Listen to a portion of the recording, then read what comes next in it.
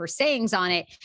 And essentially Tom Arnold says that was it. That when Nene came critically for Wendy shut down. Wendy had so much power. I totally believe this, by the way.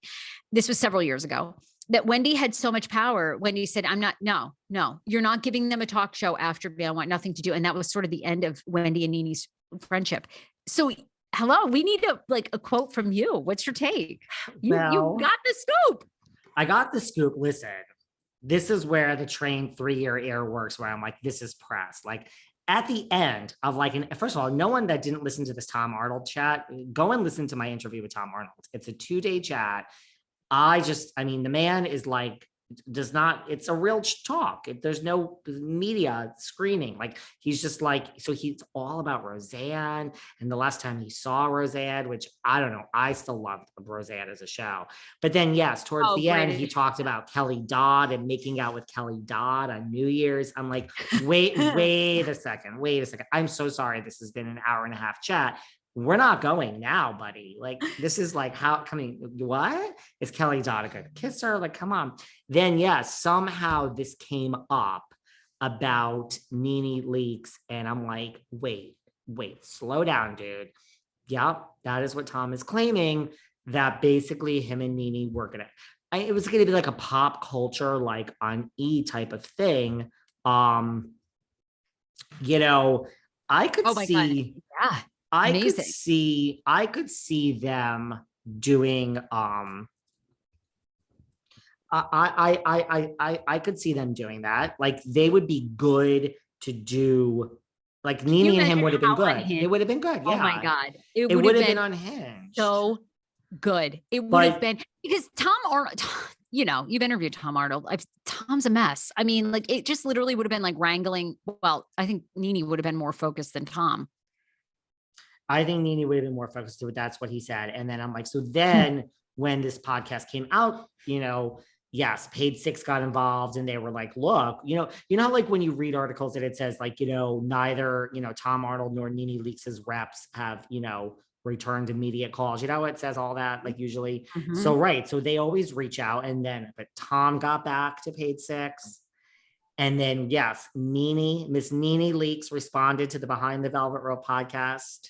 And Nene Leakes got back to Page Six. So then Page Six was calling me, being like, this is going to be a bigger thing than you think. Like, this is a big thing now. Because like Nene responded. But it's huge. Tom was like, listen, Tom said it. So I don't know what he would have said. Like, it's not taken out of context. I have video and audio, bro. So, but Tom was like, no, I said that and I stand by it. But Nene was like, look, hi, Tom, haven't spoken to you in forever. But yeah, she's like, that was her chance to be like, what the fuck is Tom Arnold talking about me for? She's like, that's a true story. It's true. So all because of this bag. And people should Google it. You should also listen to the episode, but you should Google it and see the bag. Yeah, all of these and Tom Arnold was really funny on the show. He's like, what the dude? Like, what are these? Listen, Tom's a little old school. He's like, what are these broads fighting over this purse? He didn't say it exactly like so. There are, listen, Tom he's genuine. He's like, he's might need some sensitivity training, but it was something like that. But he is genuinely a nice guy. He just has an old school delivery. But yeah, it's all over this bag, and this 100%. The talk show was nixed because of this bag, and that's how much power Wendy Williams has. Wendy reportedly had the bag because it was being auctioned off for charity. So she was posting about it on social media, trying to get attention for it, that someone was going to purchase it for a charity event. Very interesting to me. Very interesting. It's, I'll be curious to see if Nene does get picked up mainstream ever again. I love her so much. I feel like it's so rare to find somebody so outspoken, but I don't know. There seems to be more and more stories coming out of like almost shows that happened with Nene that just like didn't go anywhere. She had another one with Brad Goreski that was going forward on E. Well, and was she ever tapped for Fashion Police? Wasn't she tested for Fashion Police? She was involved. Yeah. Yeah. And then since then it was her and Brad Goreski. like they were going to get a show. It's long over after this lawsuit. Like it's already been over, but it was something fashion related, pop culture. It wasn't going to be Fashion Police per se, but it was something to that effect.